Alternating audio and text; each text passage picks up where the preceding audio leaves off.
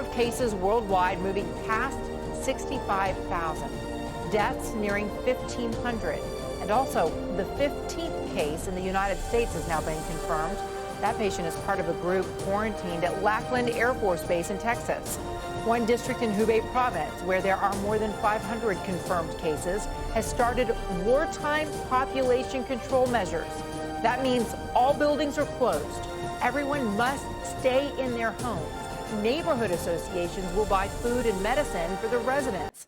So the number of infections on board the Diamond Princess behind me here in Yokohama has again jumped today. 44 new cases confirmed today. That followed 39 cases yesterday. And that brings the total number of infections from the ship to 218. And that means, as we know now, that this is now the single biggest outbreak of the COVID-19 virus anywhere outside mainland China.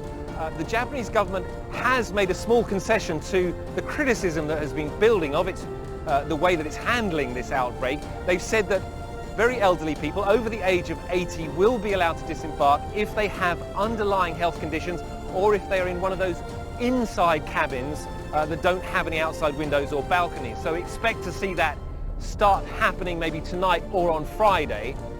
But there are many questions that remain. First of all, obviously, are infections still taking place? Is the virus still circulating around the ship? No one really knows. And the other big question is, why still has the Japanese government not managed to test all of the passengers and crew on board?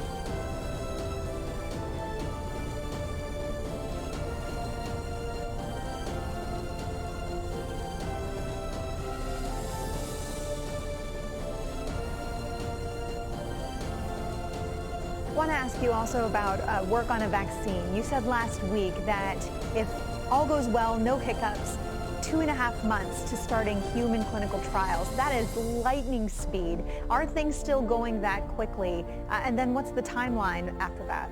Yes, things are going that quickly. We're right on time to be able to start what we call a phase 1 trial to determine safety and whether it induces the kind of response that you would hope would be protective. That's done in a limited number of people, 20, 30 or so people. After about 3 months after that, which would bring us to the 6-month mark, we would know the answer to that. But then the real work starts, because then you start a phase 2 trial, which is to determine if it actually works. And that would involve hundreds, if not a couple of thousand people. And that would have to be done in an area where there are infections. That would take an additional 6 to 8 months. So even though, as you correctly said, this is rocket speed to get into a trial, we still, under the best of circumstances, won't have a vaccine that's deployable for at least a year and likely a year and a half. So right now, the answer to containment is public health measures, identification, isolation, and contact tracing. Well, and we're just about out of time, but we understand the U.S. is about to start surveillance in 5 cities using your flu surveillance system. Right. Do you believe that we're going to see cases that we just hadn't captured yet, that we already have some here in the community? You know, we don't know. I can't predict. I don't think there are, or at least not many, but we want to be doubly sure. We want to be sure we're not missing any, because right now, of the 15 individuals, they are in isolation. 13 of them were travel cases from Wuhan and 2 were close contacts. We're tracing their contacts, but we want to make sure people didn't come in under the radar screen. And that's the reason why we're having the 5-city screening of people who present with influenza-like syndrome.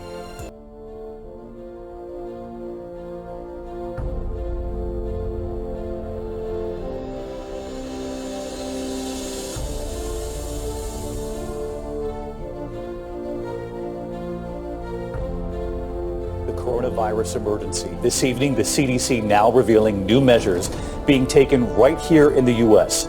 Today, we learned Americans in 5 major cities who have flu-like symptoms will also be tested for coronavirus, even if their flu tests are negative. It's a preemptive strike against the virus here at home, and it all comes amid increasing global alarm. In fact, today, passengers on a flight from the U.S. to the U.K. leaving from San Francisco were told by the pilot someone on board might have coronavirus. One passenger says they were told to stay in their seats. It was never confirmed, but it was certainly alarming. And tonight, China now revealing the virus has sickened more than 1,700 medical workers on the front lines. 6 have died. They are also now expanding mass roundups to contain the virus, to include people who might have coronavirus, not just confirmed cases. ABC's Maggie Rulli leads us off from Japan tonight with news on that cruise ship with Americans on board and news on those tests in 5 major U.S. cities. Tonight, a scare on this United Airlines jet landing in London. The captain announced that the person had a suspected case of the coronavirus and that we were all to keep in our seats. All 251 passengers were released, but it's just the latest false alarm for already jittery travelers. Experts at home say the virus could last into next year. We want people to understand we likely will see more cases here in the United States. To combat the spread, the U.S. announcing it will now be testing for COVID-19 in 5 major cities in cases where flu tests were negative: in Seattle, San Francisco, Los Angeles, Chicago, and New York. Individuals who present with flu-like symptoms will also be tested for the China coronavirus. This will give us an early warning system of further spread in the United States. In China, a wartime campaign to stop the virus after cracking down on patients violating quarantine rules. Now, home fever checks and a mass roundup of people who could have the virus. Then tonight, we're getting our first look at the toll on the front lines of this fight. China revealing more than 1,700 of its medical workers have contracted the virus and 6 have died. Doctors there begging for more masks. Scientists from Hong Kong are out with a new video showing how you can make your own. In Japan, the first passengers allowed off that cruise ship for quarantine on land. 11 guests have chosen to be disembarked. So far, more than 200 passengers have tested positive. We've been following John and Melanie Herring all week as he battled a high fever. Today, he tested positive for the virus. I'm alone here in the room, and I would rather be back on the cruise ship. We have been following his story for days. We are all thinking about him and his wife. And Maggie, back with us from that port in Japan. We know the CDC is trying to get a team on the ground in China for weeks now.